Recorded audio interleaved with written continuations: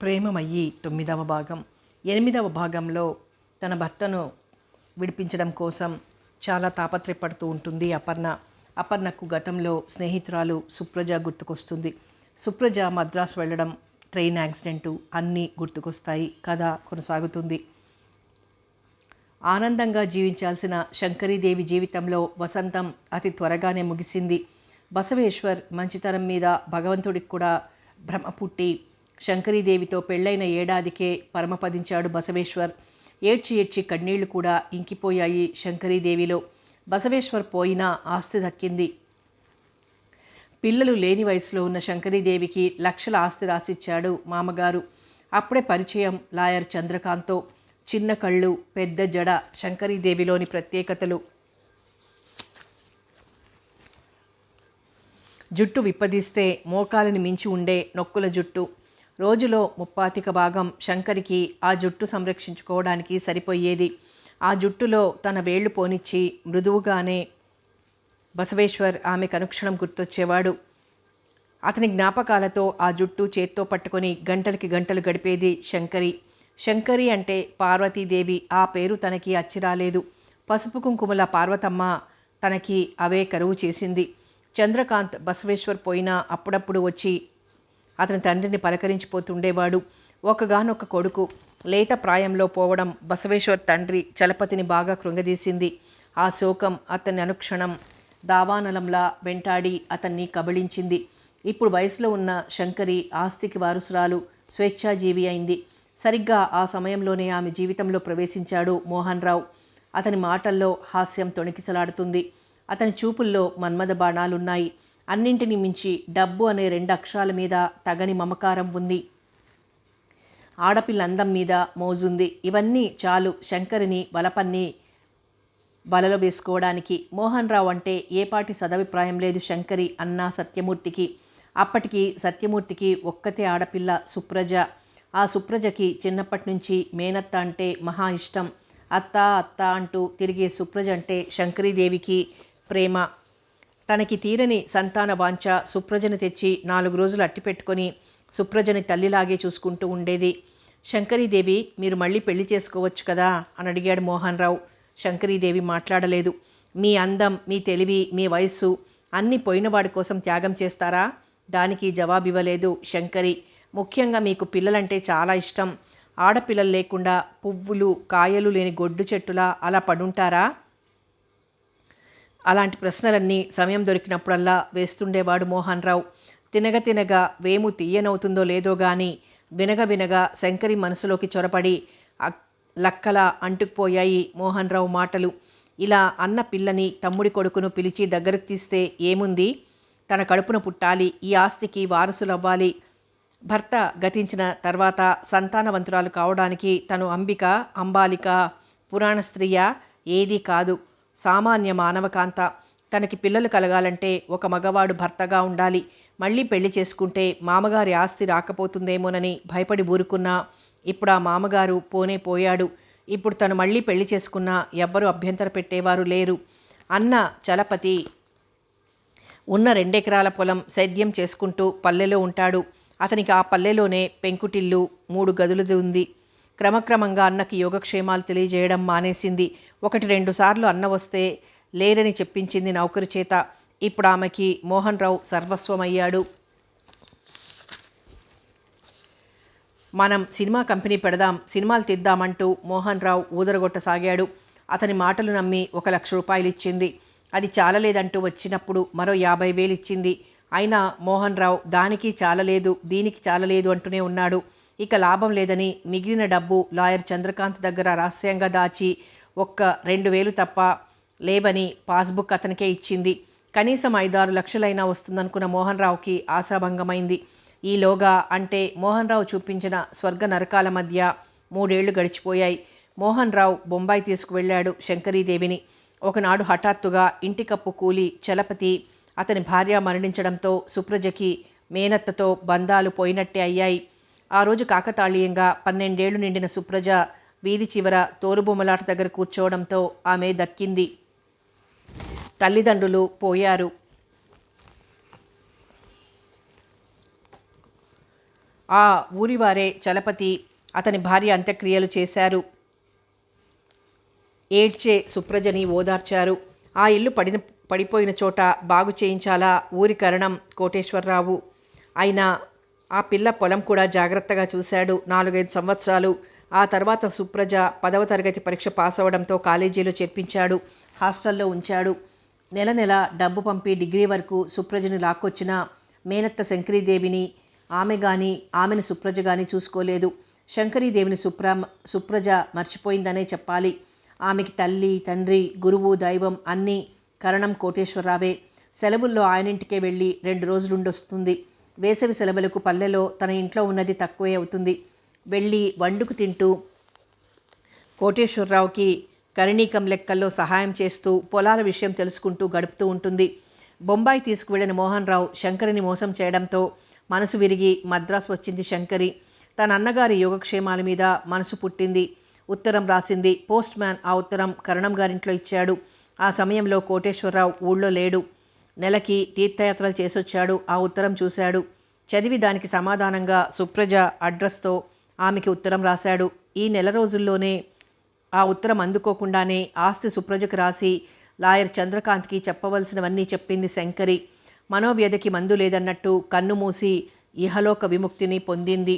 ఆమె పోయాకే అందింది కోటేశ్వరరావు నుంచి ఉత్తరం.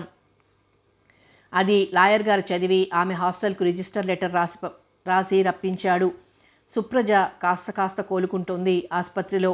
కార్తీక్ ఆమె బ్రెయిన్ ఆపరేషన్ చేసి పూర్వపు విషయాలను రాబట్టాలనే తాపత్రయంలో ఉన్నాడు. సుప్రజని సుప్రభ అని పిలిచిన లాయర్ చంద్రకాంత్కి మటుకు ఆమెను చూస్తే సుప్రభ కాదని సుప్రజ అయి ఉండాలని పదే పదే అనిపించసాగింది.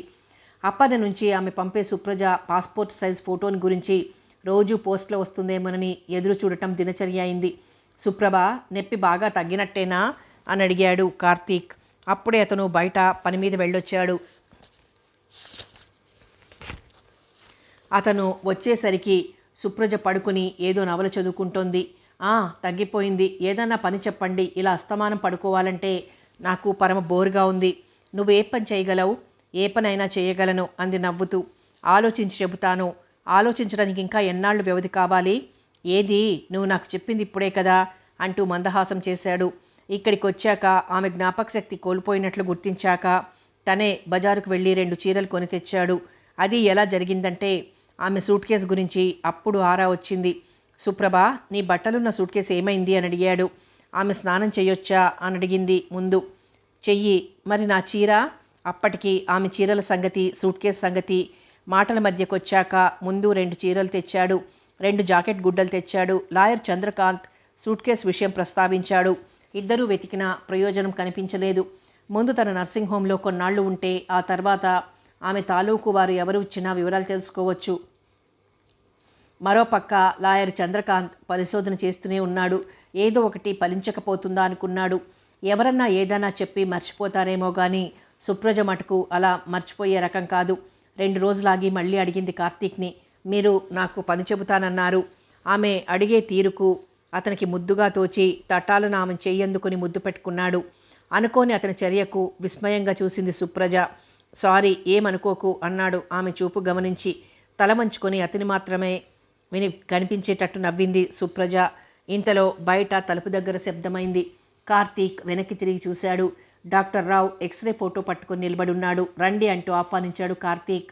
అతని చూసి లోపలికి వెళ్ళిపోయింది సుప్రజ. అలా వెళ్ళిన ఆమె మరెక్కడికో కాక వంటగదిలోకి దారి తీసింది. వంటావిడ హాయిగా నిద్రపోతోంది. గబగబా తనే గ్యాస్ స్టవ్ అంటించి 2 కప్పులు కాఫీ కలిపి ట్రేలో పెట్టుకొని తీసుకొచ్చింది. కార్తీక్, రావు మాట్లాడుకుంటున్న వాళ్ళల్లా ఆమెను చూసి టక్కున ఆపేశారు. ఇద్దరికి చెరొక కప్ అందించింది సుప్రజ. తీసుకోబోయ్, మా సుప్రభ స్వయంగా తయారు చేసినట్టుంది అన్నాడు నవ్వుతూ. డాక్టర్ రావు ఎక్స్రే క్లినిక్ నడుపుతున్నాడు. అది కార్తీక్దే. రావు కాఫీ కప్ అందుకుని తాగుతుంటే సుప్రజ తనలో తనే నవ్వుకుంటూ తన గదిలోకి వెళ్ళిపోయింది. సో ఆపరేషన్ వల్ల ఆమెకి జ్ఞాపక శక్తి వస్తుందనే నమ్మకం కలుగుతోంది అన్నాడు ఎక్స్రే ఫోటో చూస్తూ. అవును, మీరింకా బాగా స్టడీ చేసి అప్పుడు పూనుకోండి, ఆపరేషన్కి సక్సెస్ అవుతుంది అన్నాడు రాబు ఉత్సాహంగా. అలాగే నన్నట్టు తల ఊపాడు కార్తీక్. కాసేపు ఉండి వెళ్ళిపోయాడు రావు. అతను వెళ్ళిపోయాక ఆ ఎక్స్రే ఫోటోలనే చూస్తూ చాలాసేపు గడిపాడు కార్తీక్. డాక్టర్ రావు వెళ్ళిపోయిన 10 నిమిషాలకు వచ్చింది సుప్రజ. ఆమెను చూసి ఫోటోలు డ్రాయర్ సొరుగులో దాచాడు. సుప్రభ, అలా బయటికి వెళ్దామా అని అడిగాడు. ఎక్కడికి అంది సుప్రజ. ఏదో అలా షికారుకు, బీచ్కైనా సరే. ఉండండి వస్తానంటూ ఉత్సాహంగా లోపలికి వెళ్ళి 10 నిమిషాల్లో తయారై వచ్చింది. చాలా బాగున్నావు అన్నాడు నవ్వుతూ. ఆ మాటకు సిగ్గుపడింది సుప్రజ. కారు గ్యారేజ్లోంచి బయటికి తీసి రా అన్నాడు కార్తీక్. నిస్సంకోచంగా వచ్చి కారులో కూర్చుంది సుప్రజ. ఆమెని బీచ్కి తీసుకువెళ్ళాడు. ఆ రోజు పౌర్ణమి. మంచి ఆటుపోటు మీద ఉంది సాగరం. ఆ ఉత్తంగ తరంగాలను చూస్తూ ఒడ్డునే నిలబడింది సుప్రజ. ఆమెనలా వదిలి దూరంగా నిలబడి ఆమె ముఖ కవళికలను గమనిస్తున్నాడు. చీర పాదాలు నీళ్లలో తడుపుకుంటూ ఆమె చిన్నపిల్లల ఆడుతుంటే అది కూడా అతని కళ్లకు అందంగానే కనిపించింది. ఈమె సుప్రజే కానీ లేదా సుప్రభే కానీ ఎవరైనా సరే తను పెళ్లాడి తీరాలి. తన బ్రహ్మచర్యానికి ఇంకా స్వస్తి చెప్పి ఆమెతో సుఖంగా సంతోషంగా కాలం గడపాలి అనుకుంటూ తీయని ఊహల్లో మునిగిపోయాడు కార్తీక్. చీకటి పడిపోయింది, వెళ్ళిపోదామా అంటూ అతని దగ్గరికి వచ్చే వరకు ఆలోచిస్తూనే ఉన్నాడు కార్తీక్. ఆమెను తీసుకుని ఇంటికి వచ్చేశాడు. ఇంతకీ నాకు మీరు పనేం చెప్పలేదు అంది పడుకోబోతూ. చెబుతాను, ఒక వారం ఆగు, అందాక పుస్తకాలు చదువుకుంటూ ఆ పైన ఏవో చిన్న చిన్న పనులు చేస్తూ కాలం గడుపు. ఆ తర్వాత ఒక పర్మనెంట్ జాబ్ చూసి అపాయింట్ చేస్తాను నవ్వుతూ జవాబిచ్చాడు కార్తీక్ మందు సీసా మూత తీస్తూ. అలాగేనన్నట్టు తల ఊపింది. రోజూ శ్రద్ధగా మందులు దగ్గరుండిస్తాడు ఆమెకి. సరిగ్గా అదే సమయంలో లాయర్ చంద్రకాంత్ దగ్గరికి సుడిగాల్లా వచ్చి పడ్డాడు మోహన్ రావు. శంకరి చస్తూ వీలునామా రాసింది. అది నీ దగ్గరుందట, తీ ముందు బయటికి అన్నాడు తీక్షణంగా. నువ్వెవరు అన్నాడు చంద్రకాంత్ తాపీగా. నేను శంకరి మొగుణ్ణి. అలాగా, ఆ ఆస్తి ఆవిడ నీ పేరు రాయలేదు. మరి ఎవరి పేరున రాసింది? ఆవిడ అన్న కూతురికి. అదెక్కడుంది? ఎక్కడో ఒకచోట ఉండకపోతే ఆస్తి ఎలా రాస్తుంది? తాపీగా జవాబిచ్చాడు చంద్రకాంత్. అతి తెలివితేటలు ఉపయోగించకు. మనిషి ఎక్కడో ఉంటే నువ్వు ఆస్తి ఎలా అప్పగిస్తావు? ఆ మనిషి కనిపించినప్పుడు అప్పగిస్తాను. అది నేనే ఇస్తాను. అందాక నాకు హ్యాండ్ ఓవర్ చెయ్యండి. చెయ్యరు. ఎందుకని? అది అంతే. సీల్ వేసిన కవర్లో ఆ వీలునామా కోర్టులో ఉంది. ఆమె వచ్చిన నాడే అది బయటకొస్తుంది. చూస్తాను ఏ కోర్టులో ఉంటుందో బుసలు కొట్టాడు మోహన్ రావు. నువ్వేం చూసుకున్నా సరే నిర్లక్ష్యంగా జవాబిచ్చాడు లాయరు. మోహన్ రావు ఏదో తిట్టుకుంటూ వెళ్ళిపోయాడు. ఇలాంటి తిట్లని దీవెనలని లెక్క పెట్టేవాడు కాదు చంద్రకాంత్. అతనికిప్పుడు మరీ పట్టుదల హెచ్చింది. ఆ మర్నాడు 10 గంటలకి ఆఫీస్ తెరవగానే ఇంకా సుప్రజ విషయంలో గట్టి దర్యాప్తు చేయాలని నిశ్చయించుకున్నాడు. తిన్నగా మేనేజర్ పరశురాం దగ్గరికి వచ్చాడు. సుప్రభ ఇంటికి లెటర్ రాశారా? అట్టే ఉపోద్ఘాతాలు లేకుండానే అడిగాడు. రాశాము, ఆ ఇంట్లో ఎవరూ లేరేమో. లెటరు తిరిగొచ్చింది అంటూ తిరిగొచ్చిన లెటర్ చూపించాడు పరశురాం. మెనీ థ్యాంక్స్ అంటూ కారులో బయలుదేరాడు చంద్రకాంత్. అతను తిన్నగా డాక్టర్ కార్తీక్ దగ్గరికి వచ్చాడు.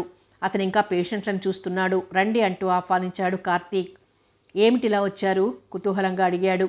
ఏమీ లేదు, ఒకసారి సెంట్రల్ స్టేషన్కి వెళ్దాం, ఆ తర్వాత సూళ్ళూరుపేట కూడా వెడదాం. ఇదిగో ఈ నలుగురిని చూసి పంపేస్తానంటూ గబగబా 4 పేషెంట్లని చూడటం ప్రారంభించి, కోమలి, సుప్రభని ఒకసారి ఇలా రమ్మను అన్నాడు.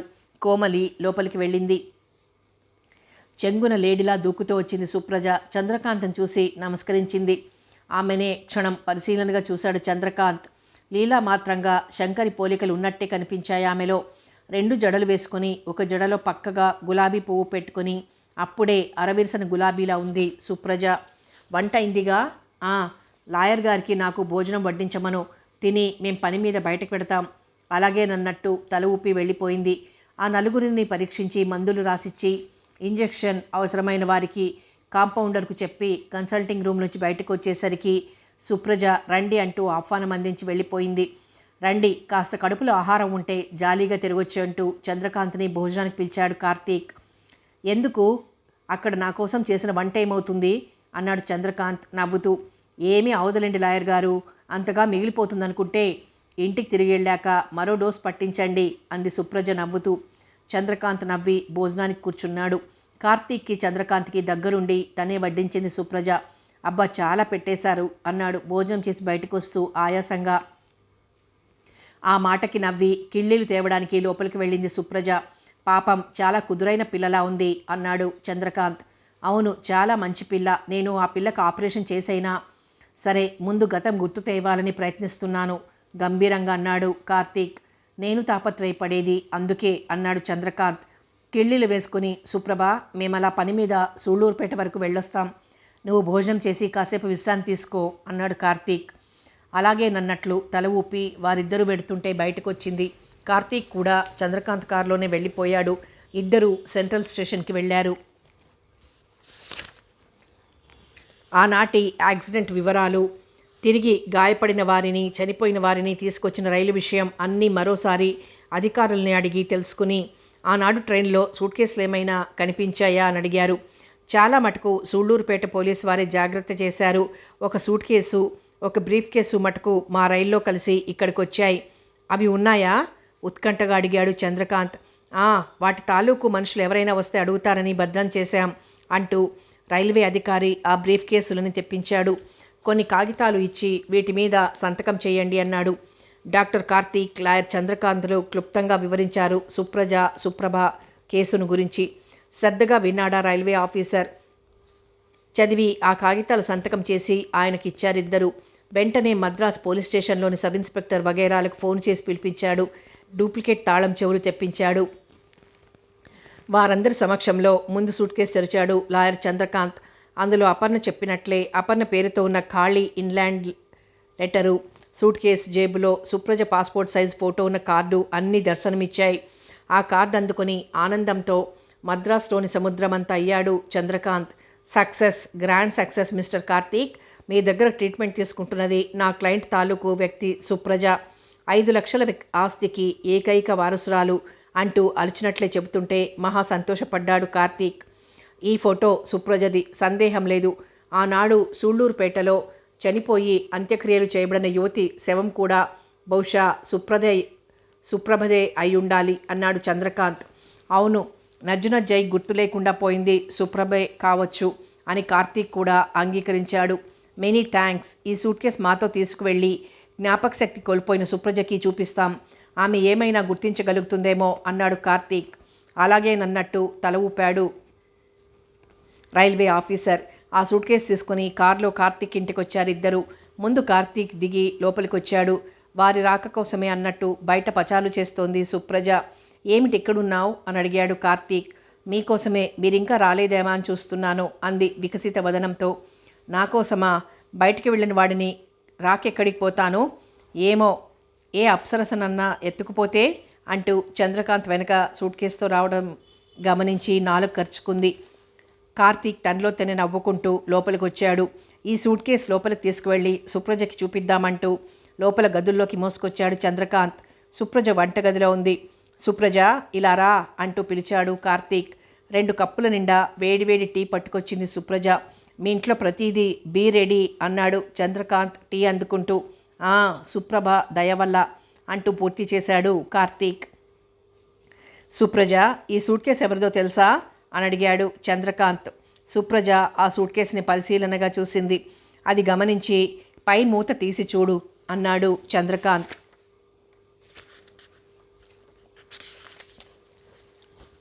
తీస్తాను కానీ మీరు నన్నేమని పిలిచారు? సుప్రజ అన్నాను. డాక్టర్ సాబ్, మీరు సుప్రభ అన్నారు కదూ? అవును, నువ్వు సుప్రభవో సుప్రజవో నాకెలా తెలుస్తుంది? నీకేమో వెనకటి సంగతులేవి గుర్తులేవాయే. నేను సుప్రభ అనుకుంటున్నాను, ఆయన సుప్రజ అంటున్నారు. ఇందులో ఏది కరెక్టో నువ్వే చెప్పాలి అన్నాడు తెలివిగా కార్తీక్. ఒకసారి లాయర్ చంద్రకాంత్ కేసు చూసి ఒకసారి డాక్టర్ కార్తీక్ కేసు చూసింది. ఆ తర్వాత 2 సెకండ్ల మౌనం వహించి, నేను ఒక ప్రశ్న అడుగుతాను, చెబుతారా అంది. చెప్పు లేదా అడుగు అన్నాడు కార్తీక్ ఆమె కేసి ఉత్కంఠగా చూస్తూ. మీకు నేనెవరినో తెలియనప్పుడు సుప్రజ అని సుప్రభ అని ఎందుకు పిలవాలి? ఆ కన్ఫ్యూజ్ అయ్యే పేర్లు మీ ఇష్టం వచ్చిన పేరుతో పిలిచేటప్పుడు లత అనో రాధ అనో లక్ష్మి అనో ఏదో అనవచ్చుగా. ఆ ప్రశ్నకి ఒకరి ముఖాలొకరు చూసుకున్నారు లాయర్ గారు డాక్టర్ గారు. అయితే నీ సందేహం లేదా అనుమానం ఏమిటి అని అడిగాడు చంద్రకాంత్ కుతూహలంగా.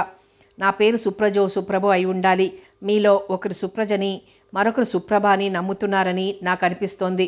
అవును, ఈ సూట్ కేసు తీసి చూడు, నీకేమనిపిస్తే అదే చెప్పు అన్నాడు కార్తీక్. సుప్రజ సూట్ కేసు తెరిచింది. అందులో పైనే తన passport size photo, Aparna address ఉన్న ఇన్లాండ్ కవరు కనిపించి తటాలున అందుకొని పరిశీలనగా చూడసాగింది. ఆ ఫోటో ఎవరిదో గుర్తించావా ఆ, ఇది నాది టక్కునంది సుప్రజ. అయితే నీ పేరు సుప్రజ అన్నమాటేగా? దానికేమీ బదులివ్వకుండా అపర్ణ అడ్రస్ గల ఇండ్లాన్ని అదే పనిగా చూడసాగింది. అపర్ణ, అపర్ణ ఆ పేరు ఉచ్చరిస్తున్నాయి ఆమె పెదవులు. అది గ్రహించి, సుప్రజ, నువ్వు విజయవాడ నుంచి మద్రాస్ బయలుదేరావు కదూ అని అడిగాడు చంద్రకాంత్. ఆ మాట వింటూ కళ్ళు మూసుకుంది సుప్రజ. ఆ కళ్ళల్లో సూళ్లూరుపేట, రైలు ప్రమాదం, ప్రయాణికుల హాహాకారాలు ఇవే కనిపిస్తున్నాయి, వినిపిస్తున్నాయి. అవును, నేను విజయవాడ నుంచి బయలుదేరినట్టే అనిపిస్తోంది. ఏ ట్రైన్లో బయలుదేరావు? ఏ ట్రైన్లోనా? ఏమో తెలియదు. పోనీ నువ్వు అపర్ణ పేరు విన్నావా? అపర్ణ ఎక్కడో ఎప్పుడో ఆ పేరు విన్నట్టుగానే ఉంది. అంతకు మించి నీకు గుర్తు రావడం లేదా? లేదు. ఆ సూట్ కేసు భద్రంగా దాచి ఇద్దరూ బయటకొచ్చారు. మిస్టర్ చంద్రకాంత్, సుప్రజను విజయవాడ తీసుకువెడితే హాస్టల్ విద్యార్థినుల్ని, ముఖ్యంగా అపర్ణను చూస్తే ఈమెకి చాలా వరకు స్ఫురణకు రావచ్చని నా అభిప్రాయం. అవును, నాకు అలాగే అనిపించింది. అయితే ఈ రాత్రికి మనం ఈమెను తీసుకుని కారులో పెడితే నయం కదూ అన్నాడు కార్తీక్. అవును, రాత్రి బయలుదేరి రేపు ఉదయం హాస్టల్లో కలుసుకొని మాట్లాడి రేపే బయలుదేరి ఎల్లుండి ఉదయానికి చేరొచ్చు మద్రాసు జవాబిచ్చాడు చంద్రకాంత్. మనం ఆ హ్యాండ్ బ్యాగ్ కూడా తీసుకువెడదాం. అది అపర్ణ గుర్తుపట్టొచ్చు. సుప్రజద అవునో కాదో అన్నాడు కార్తీక్.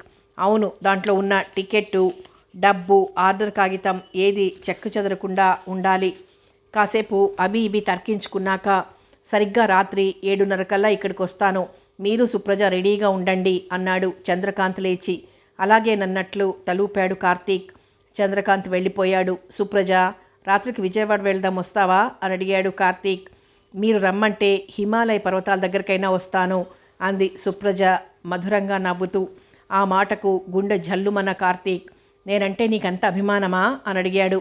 అభిమానం ఒక్కటే కాదు అంది మెల్లగా. మరింకేమిటి? ఆమె భుజం మీద చెయ్యి వేసి అడిగాడు కార్తీక్. మీ హృదయాన్ని అడగండి, నా హృదయం ఒకటే చెబుతోంది అంటూ ఆమెని గుండెలకు హత్తుకుని 2 బుగ్గలు ముద్దు పెట్టుకుని, సుప్రజ, నువ్వు సుప్రభవైనా సుప్రజవైనా ఎవరివైనా నీకు నా మనసు ఏనాడో ఇచ్చాను. నీకు ఆరోగ్యం బాగా పుంజుకోగానే మనం పెళ్లి చేసుకోవాలని కూడా అప్పుడే నిర్ణయించుకున్నాను. దానికి ఇంక తిరుగులేదు అన్నాడు కార్తీక్. ఆ మాటలు పన్నీటి జల్లులా పరిమళ భరితంగా ఉంది సుప్రజకి. ఎర్ర కలువలైన బుగ్గలను దాచుకుంటూ అతని హృదయంపై వాలిపోయింది సుప్రజ. ఆ పూట చకచక పనులు ముగించుకొని చిన్న బ్రీఫ్ కేసులో బట్టలు సర్దుకోమని ఆమెకిచ్చి మరొక దాంట్లో తను సర్దుకుంటూ ఉంటే వచ్చింది సుప్రజ. మీరు లేవండి, మీ బట్టలు నేను సర్దుతాను. సరే సర్దు అంటూ నవ్వి అవతలికి వెళ్ళిపోయాడు. టూత్పేస్టు, బ్రష్ అన్నింటితో సహా అతి ముఖ్యమైనవన్నీ సర్ది బ్రీఫ్ కేస్కి తాళం వేసి తాళం చెవి అతనికి ఇచ్చింది సుప్రజ. ఆ రాత్రి పెందలాడే భోజనాలు కానిచ్చుకొని చంద్రకాంత్ రాగానే అంతా కలిసి కారులో బయలుదేరారు విజయవాడకి.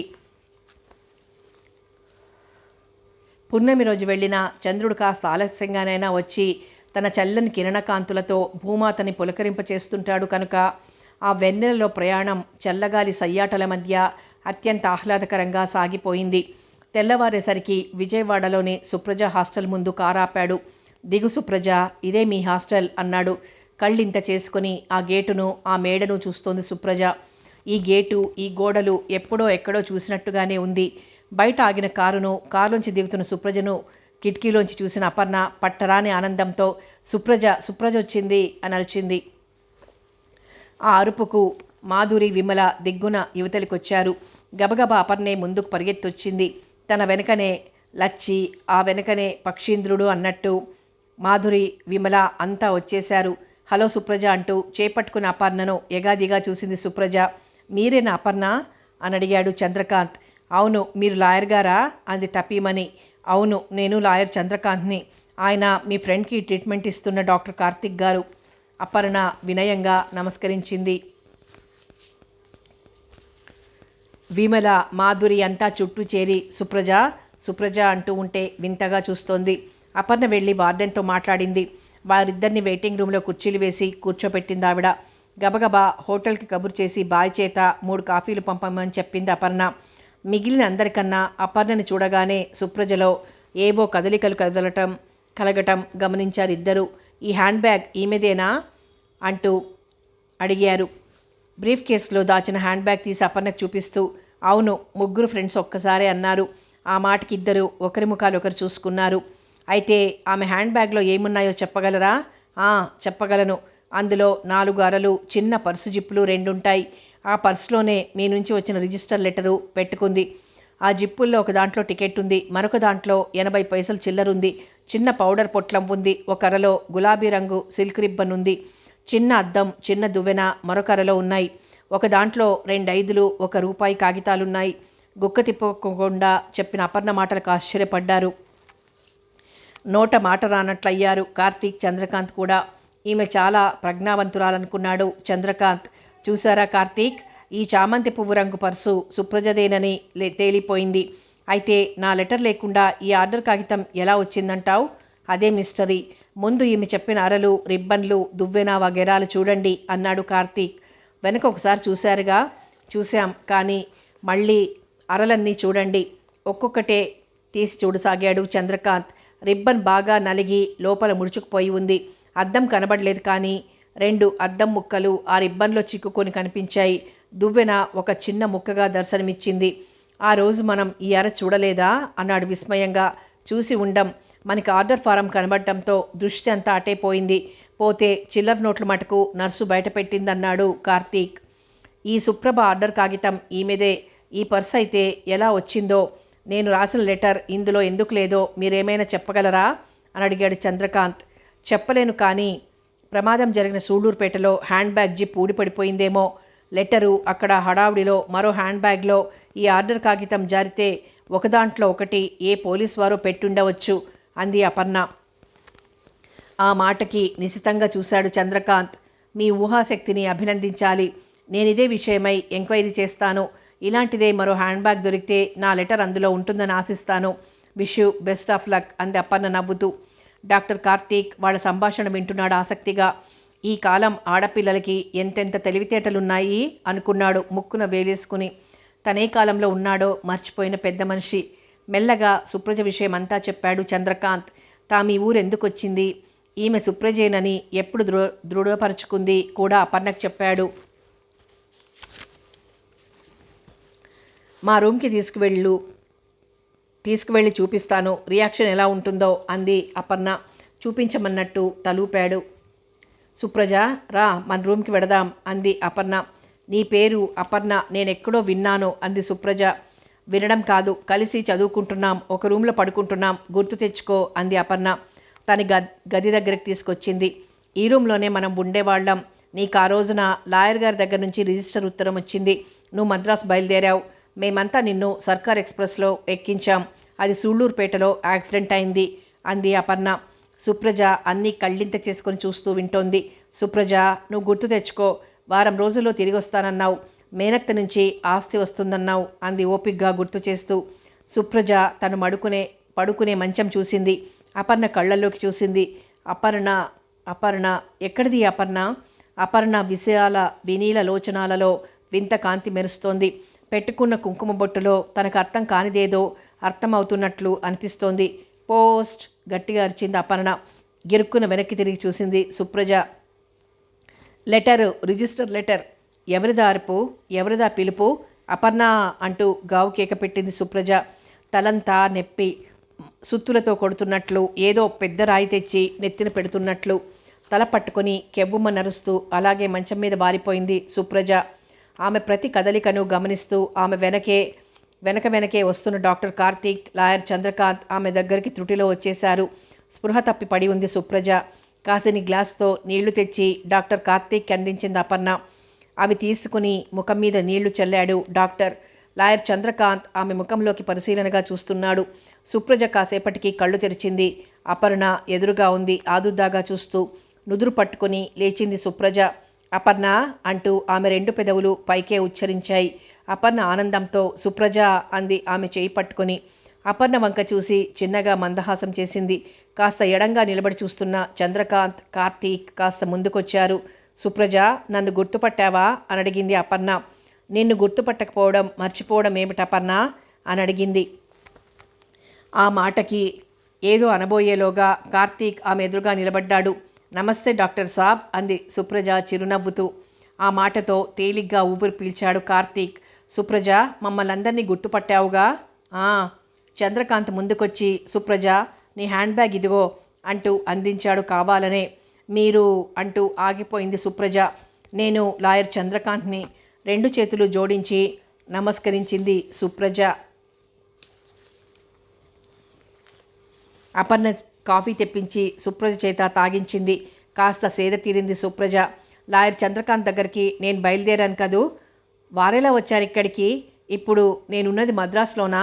కాదుగా, ఇది మన హాస్టల్ రూమేగా అంది సుప్రజ చుట్టూ కలిగి చూస్తూ. అవును, ఇది మన హాస్టలే. మన రూమ్కే వారు వచ్చారు. ఎందుకని? ఎందుకనా? నువ్వు మద్రాసు బయలుదేరావు. సూళ్ళూరుపేటలో ట్రైన్ యాక్సిడెంట్ అయింది. నీ తలకి దెబ్బ తగిలింది. డాక్టర్ కార్తీక్ గారు నర్సింగ్ హోంలో మందులు పుచ్చుకుంటున్నావు. నీకు పాత సంగతులేవి గుర్తురాకపోయినా అపర్ణ పేరు చెబితే నీలో ఏవో తెరలు కదులుతుంటే ఆమెను చూపిస్తే ఏమైనా ప్రయోజనం ఉండొచ్చని ఇక్కడ తీసుకొచ్చాం.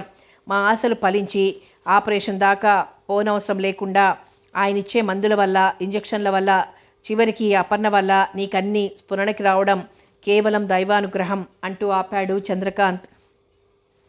సుప్రజ అన్నీ గుర్తు చేసుకుంటోంది. ఆమె కళ్ళ ముందు చంద్రకాంత్ లెటరు, తను బయలుదేరడం, యాక్సిడెంటు అన్నీ ఒక్కొక్కటి గుర్తు రాసాగాయి. అవును, ఇప్పుడన్నీ గుర్తొస్తున్నాయి అంది సుప్రజ. ఒకసారి నీ బ్యాగ్ తెరిచి చూసుకో, అన్నీ ఉన్నాయో లేదో. ఆమెకి అన్నీ గుర్తొస్తున్నాయి.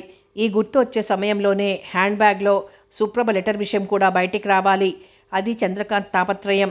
అది ఒకటి పరిష్కారమైతే అన్నీ విడిపోయినట్లే. సుప్రజ హ్యాండ్ బ్యాగ్ తెరిచింది.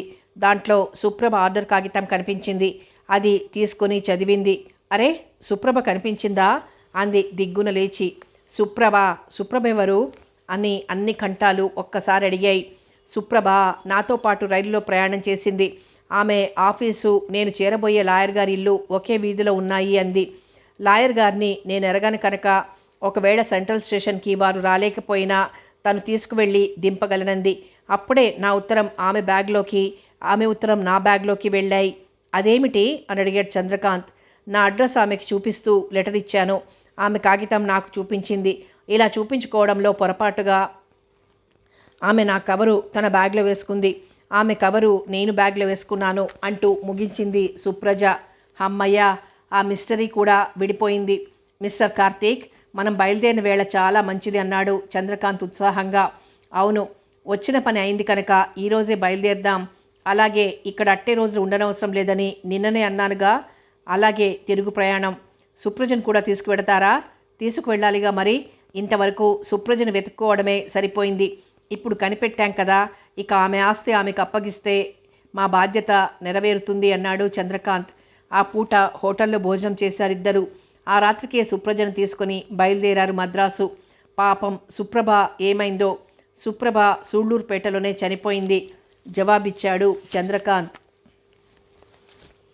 అయ్యో పాపం, ఆమె ఉద్యోగం గురించి ఎన్నో చెప్పింది సానుభూతిగా అంది సుప్రజ. చంద్రకాంత్, కార్తీక్ విని ఊరుకున్నారు. కానీ చంద్రకాంత్ మనసులో ఒక సందేహం. నిజంగా పొరపాటున ఒకరి కవరు ఒకరి హ్యాండ్ బ్యాగ్లోకి వెళ్ళిందా?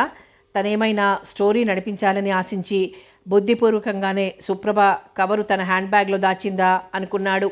ఏమైనా అది తేలదు. దానికి జవాబు భగవంతుడు చెప్పాలి. ఆయన ఉలకడు పలకడు కదా. సుప్రజ సమేతంగా డాక్టర్ కార్తీక్ తన నర్సింగ్ హోమ్కి వచ్చాడు. చంద్రకాంత్ తన ఇంటికి వెళ్ళిపోయాడు.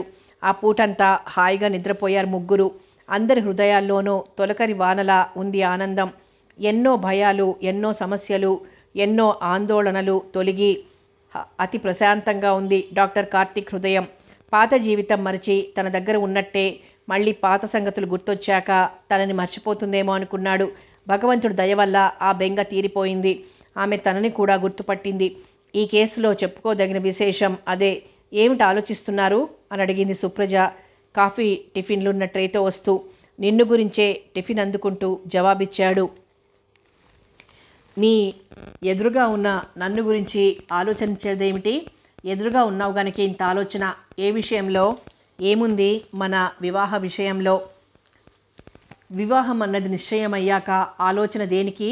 నువ్వు ఒక విధంగా నాకంటే లక్షాధికారినివి. నీ డబ్బు చూసి ప్రేమిస్తున్నానని అపోహ పడతావేమోనని. అపోహ అని మీరే అంటున్నారుగా అని చిరునవ్వు నవ్వుతూ. అవును, నేను నీ అందానికి, నీ మనసుకు ముగ్ధుడినై నువ్వు సుప్రజవైనా సుప్రభవైనా నాకొకటే. పెళ్ళాడతానని చెప్పాను. ఆ మాటే ఇప్పుడు చెబుతున్నాను. నేను నమ్ముతున్నాను ఆ మాట. దానికి ఏనాటికి తిరుగుండదు. నీ లక్షలు నాకు అక్కర్లేదు, కావాలంటే దాన ధర్మాలు చేసుకోవచ్చు. ఈ మాటకి జవాబిచ్చే ముందు ఒక ప్రశ్న అడుగుతాను, జవాబివ్వండి. అలాగే అడుగు. నాకు జ్ఞాపక శక్తి రాకపోతే ఆపరేషన్ చేయాల్సి వచ్చేది అన్నారు. అలా వెంటనే చేసేయడానికి తగిన సాధన సంపత్తి మీ దగ్గరుందా? లేదు. ఆపరేషన్ అవసరమైతే ఇంకొక 6-7 నెలల పైనే పట్టేది. దానికి తగిన పరికరాలలో ముఖ్యమైనది ఒకటి అమెరికా నుంచి తెప్పించాలి. మరి ఆపరేషన్ ఎలా చేసేవారు? అమెరికా తీసుకువెళ్ళి సర్జరీ చేయించి తీసుకొచ్చేవాడిని. ఇకపై నాలాంటి కేసులని అమెరికాకి నెట్టకుండా మీరే ఇక్కడే చేసి సమర్థుడు అనిపించుకోవాలి. ఆ డబ్బు మీరు మీ ఆసుపత్రి అభివృద్ధికి ఖర్చు పెట్టి నాకంటే దురదృష్టవంతురాళ్ళుంటే వారి బాగు కోసం ఏర్పాటు చేయండి అంది ఆవేశంగా. ఆమె కేసి చూసి తటాలను ఆమె మెడ వంచి 2 బుగ్గలు ముద్దు పెట్టుకొని, నీదెంత మంచి మనసు సుప్రజ అన్నాడు సంతోషంగా. మంచి మనసు అనడం కాదు, నా కలలకి రూపకల్పన జరగాలి అంది మురిపెంగా అతని కేసు చూసి. అలాగే, మీ మాట అంటే సుప్రీంకోర్టు జడ్జిమెంట్ లాంటిది, దానికి ఇక అప్పీల్ లేదు. ఆ మాటకి కిలకిలా నవ్వింది సుప్రజ. రేపు ఉదయం మనం లాయర్ చంద్రకాంత్ ఇంటికి వెళ్ళాలి. ఆ సీల్ వేసిన కవరు తీయాలి అన్నాడు నవ్వుతూ. కోర్టులో సీల్ వేసిన కవరు అని చంద్రకాంత్ మోహన్ రావు దగ్గర దబాయించాడు. అలాగే అందరికీ చెప్పాడు. కానీ నిజానికి అతని బీర్వాలోనే భద్రంగా ఉన్నాయి అన్నీ. ఆ మర్నాడు ఇద్దరూ కలిసే వెళ్లారు లాయర్ చంద్రకాంత్ ఇంటికి. రండి రండి అంటూ ఆహ్వానించాడు చంద్రకాంత్. ఉషా, కాఫీలు పంపు అంటూ లోపలికి వినబడేలా చెప్పాడు. చంద్రకాంత్ శ్రీమతి ఉష తనే స్వయంగా ట్రేలో కాఫీలు తీసుకుని వచ్చింది. ఈమె నేను చెప్పిన సుప్రజ అన్నాడు చంద్రకాంత్ పరిచయం చేస్తూ. సుప్రజ ఉషకి నమస్కరించింది. సుప్రజనే తదేకంగా చూసింది ఉష. కల్లా కపటం లేని ముఖంతో స్వచ్ఛంగా కడిగిన ముత్యంలా ఉన్న ఆమె ఉషని ఎంతగానో ఆకర్షించింది. మీరిద్దరూ భోజనం చేసి వెళ్ళండి అంది ఉష. విన్నారుగా అన్నాడు చంద్రకాంత్. విన్నామండి, కానీ మా వంటావిడ చేసే వంటని ఏం చెయ్యాలండి? దీర్ఘం తీస్తూ అడిగింది సుప్రజ. తిరిగి తిరిగి ఇంటికి వెళ్ళి డబుల్ డోస్ పట్టించండి. చంద్రకాంత్ మాట విని, చూసావా సుప్రజ, లాయర్ గారు నీ మాట నీకు అప్పగించేశారు అన్నాడు కార్తీక్. అసలు నేను ఉన్నదే ఎవరివి వారికి అప్పగించడానికంటూ చమత్కరించాడు చంద్రకాంత్. లేట్ శంకరీదేవి గారి మరణ శాసనాన్ని బీరువాలోంచి తీసి చదివి వినిపించసాగాడు లాయర్ చంద్రకాంత్. అతను చదవడం పూర్తి చేసి యథాలాపంగా గుమ్మం కేసు చూసి ఉలిక్కిపడ్డాడు. క్రోధారుణ నేత్రాలతో గుమ్మంలో చేతులు పెట్టి నిలబడి ఉన్నాడు మోహన్ రావు. చంద్రకాంత్ తనను చూశాడని గ్రహించాక ముందుకొచ్చి, సీల్ వేసిన కవర్ అన్నావు, కోర్టులో ఉందన్నావు, లాయర్ గాడివై ఉండి నువ్వు అబద్ధాలైనా పేలేది తీవ్రంగా అడిగాడు. సుప్రజ ఆ కంఠం విని యువతలికి వచ్చి, పేలడానికి ఇక్కడ పేలాలేమీ లేవు, నువ్వెవరివి, ఇక్కడికి వచ్చేదో జబర్దస్తి చేస్తున్నావు అని అడిగింది తీక్షణంగా. నేనా శంకరి మొగుడిని. సుప్రజ మాట్లాడలేదు. ఇతను శంకరీదేవిని మోసగించిన మొగుడు అంటూ అందించాడు చంద్రకాంత్. ఆ మాటకి పళ్ళు పటపటా కొరికాడు మోహన్ రావు. నేను దాన్నే మోసం చేయాలా? అదే నన్ను పల్టీలు కొట్టించి ఆస్తంతా అన్న కూతురుకు రాసింది. ఇంకేం తెలిసినప్పుడు నీకు చిల్లి గవ్వ లేదన్నప్పుడు ఎందుకీ రభస? తాపీగా అడిగాడు కార్తీక్. ఎందుకు రాదో చూస్తాను. చూడు, కోర్టుకు వెళ్ళు, చేతనైతే మాకేం భయం లేదు. కోర్టుకే వెడతాను, అక్కడే తేల్చుకుందాం అన్నాడు మోహన్ రావు. మంచిది, తొందరగా వెళ్ళు అంటూ అతని మాటలేవి విననట్టే కార్తీక్తో మాట్లాడుకోసాగాడు. మోహన్ రావు విసురుగా వెళ్ళిపోయాడు. నేను సుప్రజని పెళ్లి చేసుకుంటున్నాను, శుభం, త్వరగా కానియండి అన్నాడు చంద్రకాంత్. ఆ పూట భోజనాలు చేసి వీలునామా విషయం, మోహన్ రావు విషయం కాసేపు చర్చించుకొని సుప్రజను తీసుకుని ఇంటికొచ్చాడు కార్తీక్. ఇప్పటికీ ఒక బాధ్యత తీరినట్టే అనుకున్నాడు చంద్రకాంత్. సుప్రజ వెళ్ళిపోయి వారమైంది. ఇంతవరకు ఒక్క ఉత్తరమైనా రాయలేదనుకుంది అపర్ణ. ఉండబట్టలేక ఆ మాట విమల మాధురిల దగ్గర అనేదాకా తోచలేదామెకి. ఏమోలే, ఆవిడగారు ఏమనుకుంటుందో అంది మాధురి. ఫైనల్ ఇయర్ కంప్లీట్ చేసేట్టు లేదు అంది విమల. ఆ రోజు అలా గడిచిపోయింది. ఆ మర్నాడు అపర్ణ పేర ఉత్తరం వచ్చింది. డియర్ అపర్ణ, నేను ఇక్కడ క్షేమం. నువ్వు విమల మాధురి అంతా కులాసాగా ఉన్నారని తలుస్తాను. జీవితంలో ఎప్పుడు అనుకున్నవి జరగవు, అనుకోనివేవో జరిగిపోతుంటాయి. అవి మనకి నచ్చినా నచ్చకున్నా సర్దుకుపోతాం. అందుకే కలిమి మిగలదు, లేమి మిగలదు, కలకాలం ఒక రీతి గడవదు, నవ్విన కళ్ళే చెమ్మగిల్లవా, వాడిన బ్రతుకే పచ్చగిల్లదా, ఇంతేరా ఈ జీవితం అంటూ ఒక పాట వచ్చింది. అది ఎవరి విషయంలో ఎలా వర్తిస్తుందో కానీ నా విషయంలో మటుకు విధి అనేక వింతలు చేసి చూపించింది. లేకపోతే తల్లి తండ్రి లేని నాకు సోదిలోకి రాకుండా పోయిన మేనత్త నుంచి 5 లక్షలు రావడమేమిటి? వాటి కోసం నేను మద్రాసు రావడం దేనికి? ప్రమాదంలో ఇరుక్కోవడం దేనికి? అంతా వాడి లీల. నా జీవితంలో, నా ఒక్కదాని జీవితంలోనే కాదు, ఎవరికైనా పెళ్ళి ఒక టర్నింగ్ పాయింట్. అదృష్టం బాగుంటే వైవాహిక జీవితం ఆనందంగా గడుస్తుంది, లేకపోతే భరించలేని వేదన క్రింద తయారవుతుంది. నన్ను డాక్టర్ కార్తీక్ గారు ఈ నెల 26న వివాహం చేసుకుంటున్నారు. ఆస్తి విషయంలో ఒక విలన్ దాపురించాడు. అతగాడికి వ్యాపారానికి 1 లక్ష కావాలంటూ కూర్చున్నాడు. కోర్టుకు వెడతానంటూ గొడవ చేశాడు. చివరికి జాలిపడి ఓ 10,000 ఇచ్చి పరిష్కారం చేసుకున్నాను. ఏమాత్రం వీలుగా ఉన్నా మీరు రండి. ఇట్లు సుప్రజ. ఆ ఉత్తరం చదివి ఆశ్చర్య ఆనందాలతో తబ్బిబ్బు పడింది అపర్ణ. కరణం కోటేశ్వరరావుకి ఉత్తరం రాసింది సుప్రజ. కోటేశ్వరరావు కుటుంబంతో సహా తరలి వెళ్ళాడు. మద్రాసులో వైభవంగా వివాహం జరిగింది. కార్తీక్, సుప్రజలకి గ్రీటింగ్స్ పంపి ఊరుకున్నారు మిత్రురాండ్లు. అపర్ణ లేకపోతే నీకు తిరిగి పాత కథ గుర్తొచ్చేదా సుప్రజ అని అడిగాడు కార్తీక్.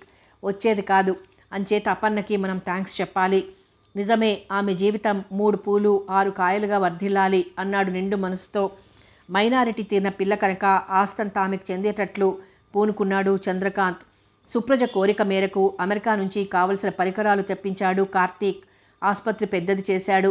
కొత్తగా రూపుదిద్దుకున్న nursing home Supraja nursing home అయింది. పోనీలే, ఎన్ని కష్టాలు పడినా, ఏ బాధ అనుభవించినా సుప్రజ జీవితం సుఖ తీరాలకు చేరింది. ఆమె జీవితంలో దేనికి బాధపడకుండా ఆనందంగా సాగిపోవాలి అనుకుంది అపర్ణ మనసారా. ఆమె కోరిక మేరకు విమల, మాధురి వెళ్ళి దేవాలయంలో కొబ్బరికాయ కొట్టొచ్చారు. ఇంకా సుప్రజ విషయం తేలిపోయింది.